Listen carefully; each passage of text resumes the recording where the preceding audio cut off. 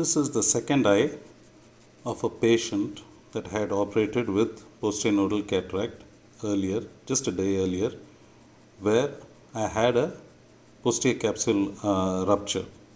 So taking lessons from that case, I went and proceeded in this following case.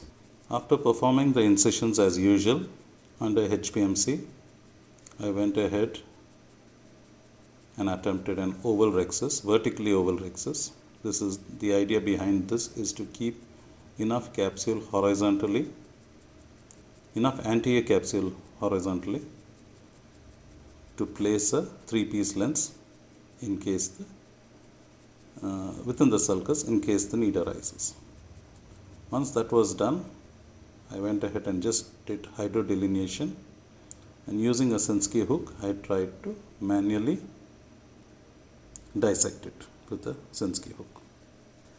Then, using my usual parameters for stop and chop, I made a central trench and tried to separate the two pieces.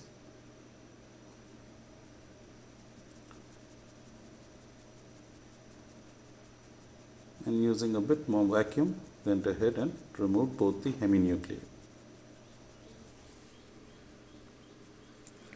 I then used my irrigation aspiration parameters, stepped up a little bit on the vacuum and the outflow, and started separating the epinucleus from the equator. I am not attempting to take out everything, I am just separating it from the fornix of the bag. It can be a little difficult, and as you can notice, superiorly is very difficult to do the same. So with the sinskey hook, this is a trick I learned from Dr. Nato. Try and separate it mechanically. I was not so successful with it, but at least partially successful. And you can see the epinucleus is nicely separating. And here I try to take out the epinucleus without attempting to take out the underlying layer of the cortex.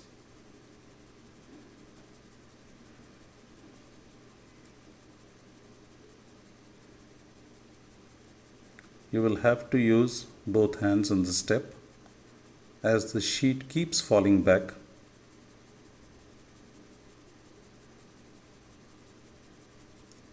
And you have to get a hold of it somewhere to flip it over and aspirate.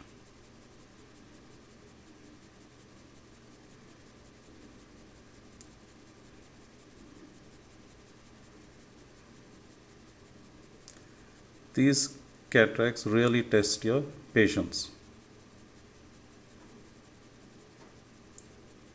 Once done, rest of the cortex is easily removed, and as you can see, there is no breach in the PC as had happened earlier in her other eye.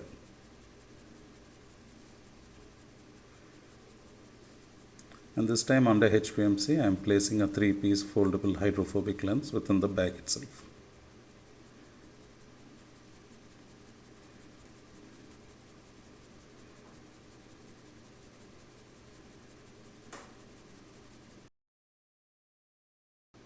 Just ensuring that I have got the trailing haptic within the capsular bag. Once done, I use the bimanual to go ahead and remove all the HPMC within the anterior chamber.